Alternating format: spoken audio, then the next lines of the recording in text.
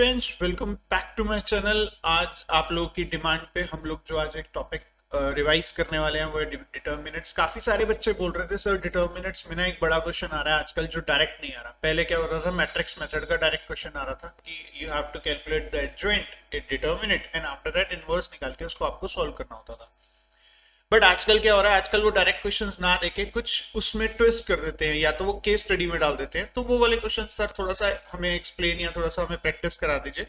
तो मैं आज वही टॉपिक को लेके आप लोगों को एक दो उसके तीन या जो बेसिक मेथड्स हैं या जो दो तीन चीजें उसमें वो डिफरेंट करके पूछ रहे हैं, हम उनके बारे में बात करते हैं।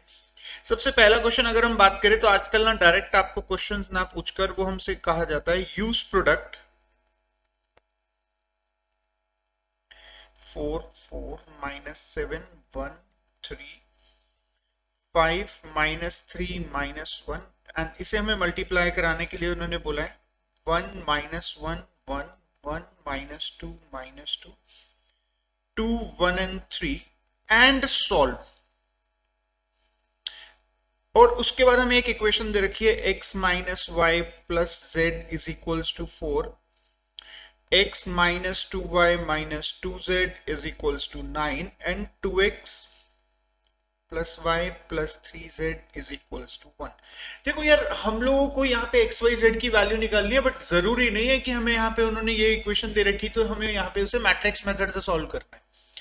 यहाँ पे एक चीज हमेशा याद रखना, आंसर्स निकालना हमारे लिए मेन मोटो नहीं है, हमारे लिए उस आंसर को सही तरीके से निकालना मेन चीज है। यहाँ पे अगर मैं इस क्वेश्चन में डायरेक्टली चाहूं तो मैं डायरेक्टली एलिमिनेशन लगा के भी सॉल्व कर सकता हूं, बट हमें यहाँ पे जो मेथड बोला जाएगा हम उस मेथड के थ्रू से सॉल्व करेंगे, तभी हमें नंबर मिलेंगे। तो हमें उसने बोला है, उसने हमसे यहाँ मैट्रिक्स मेथड के बारे में नहीं बोला, उसने हमसे बोला you have to solve it by using this product.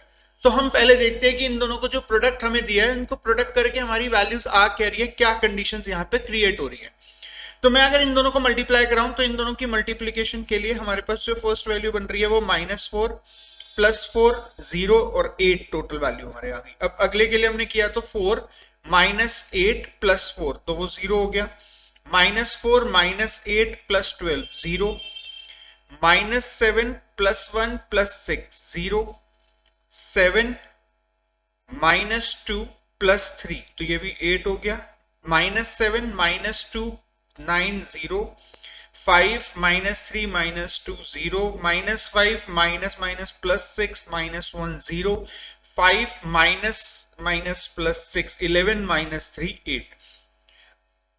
अगर हम इन दोनों को मल्टीप्लाई कर रहे हैं तो हमारी ये मैट्रिक्स आ रही है, और हमें एक आइडेंटिटी हम लोगों ने पढ़ी हुई है कि a into adjoint of a equal होता है डिटर्मिनेंट ऑफ a इंटू आई के, ये हम लोगों ने पढ़ा हुआ है।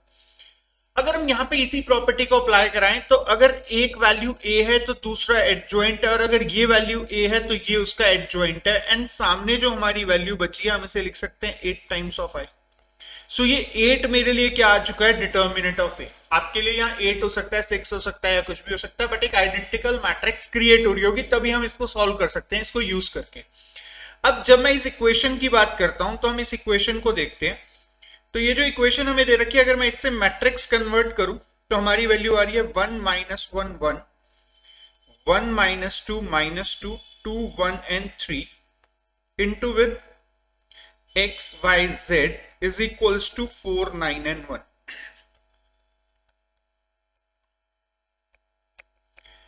ए इनवर्स ऑफ, देखो अगर हम लोग देखें ये जो मैट्रिक्स है वो यही वाली मैट्रिक्स तो है, सेम मैट्रिक्स तो है दोनों की दोनों। मतलब ये हमें यहाँ पे एडजॉइंट निकालने की जरूरत ही नहीं है, ये जो पार्ट है ये हमारे लिए क्या बन गया, एडजॉइंट ऑफ ए, और डिटर्मिनेंट कितना है 8।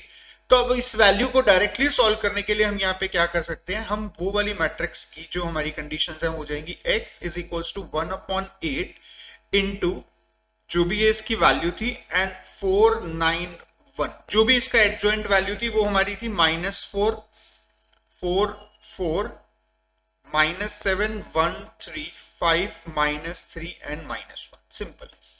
तो अब आपको क्या करना है, आपको पहले इन दोनों को मल्टीप्लाई कराना है, दो मैट्रिक्स को। तो फर्स्ट वैल्यू आ रही है -16 +36 +4 40 -36 24 24/8, सो x की वैल्यू कितनी हो गई 3।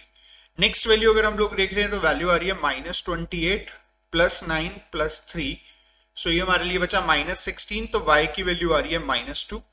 एंड नेक्स्ट हमारे लिए हो गया 20 -27 -1, सो ये वैल्यू आ रही है z इज इक्वल्स टू हमारे लिए हो गया -1।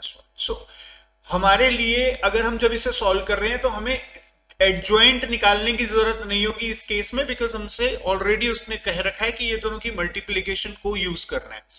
सेम कई बार हम लोगों से जो कंडीशंस पूछी जाती हैं उस कंडीशन में एक क्वेश्चन में आप लोगों को और बता रहा हूं, हमसे बोला गया find A inverse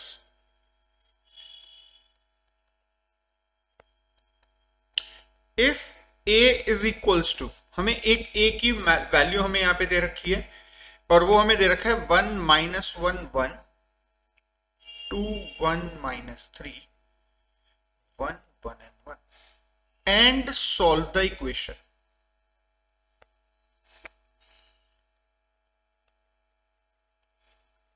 x plus 2y is equals to 4 minus x plus y plus z is equals to 0 and x minus 3y plus z is equals to 2।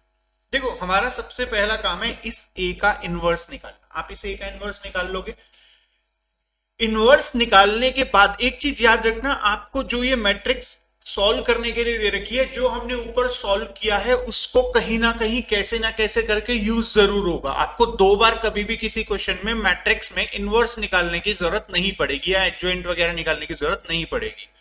तो ऐसे केसेस में अगर मैं यहां पे देखूं तो हमारी वैल्यू आ रही है 1 2 1 -1 1 1 1 -3 1 into with X Y Z is equals to 4 0 and 2। अगर हम नोट करें ये जो मैट्रिक्स का हमने इनवर्स निकाला होगा, हमने नॉर्मल एक इनवर्स निकाला होगा, आई होप ये सबको आता है और ऑलरेडी मैं एक वीडियो डाल चुका हूं आपको इनवर्स निकालने के लिए, तो आप उससे भी सीख सकते हो।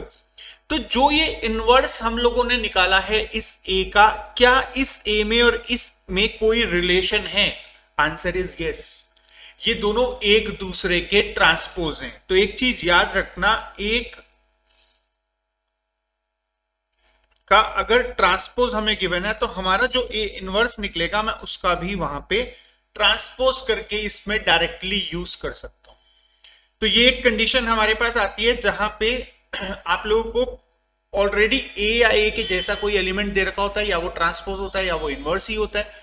तो अगर मान लो ये इनवर्स होता तो ऑटोमेटिकली जो मेरे से इसका इनवर्स निकला होता वो ए को रिप्रेजेंट कर रहा होता। ये भी एक कंडीशन है, बट 12th के केसेस में ये कम आती है, but yes it's also a part of this. So हम लोगों का सिंपल सा लॉजिक कहने का ये है कि जो भी टॉपिक आप लोगों को दिया गया है उस टॉपिक में आपको ये सारे टाइप के क्वेश्चंस आने चाहिए, क्योंकि कोई भी क्वेश्चन किसी भी कंडीशंस बेस पे वहां पे वो पूछ सकते हैं।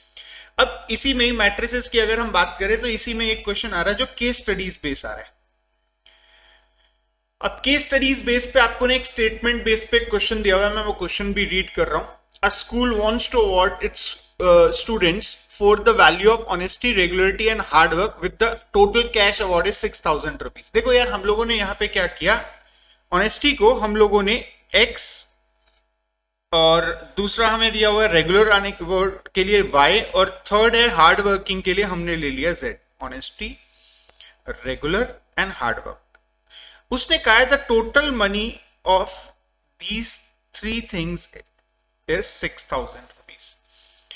3 times the award money for the hard work. Hard work के लिए 3 times की जो मनी है, अगर हम ऐड कर दें to the given honesty money, that work is 11,000 rupees. It's second statement for us। ये हमारे लिए फर्स्ट हो गई, ये सेकेंड हो गई।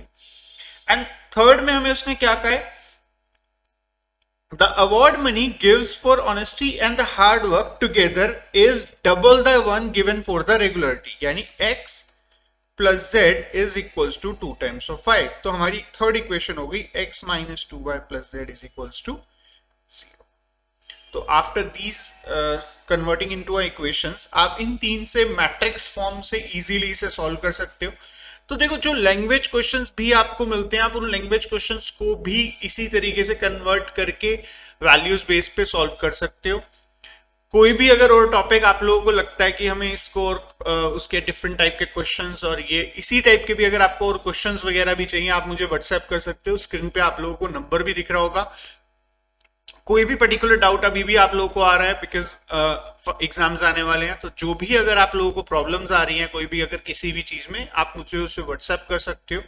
मैं हो सकता हूँ आपको पर्सनली उस पर भी मैसेज कर सकता हूँ, हो सकता है मैं आप लोगों को एक और वीडियो के थ्रू भी आप लोगों को उसके आंसर्स, मुझे लगेगा कि अगर कोई क्वेश्चंस ऐसे हैं, जैसे अभी मेरे पास एक स्टूडेंट का मैसेज आया, ही सेड सर डिटर्मिनेंट के मेरे को कुछ डिफरेंट टाइप के क्वेश्चंस एग्जाम में आ जाते हैं, तो मेरे से वहां पे अटेम्प्ट नहीं हो पाते। तो मेरा यही टारगेट था कि ऑब्वियसली ये प्रॉब्लम सब बच्चों के साथ आती है, तो मैंने इसीलिए ये वीडियो आप लोगों को बना दी। आप इस टाइप के क्वेश्चंस की और प्रैक्टिस कर सकते हो। Thank you very much.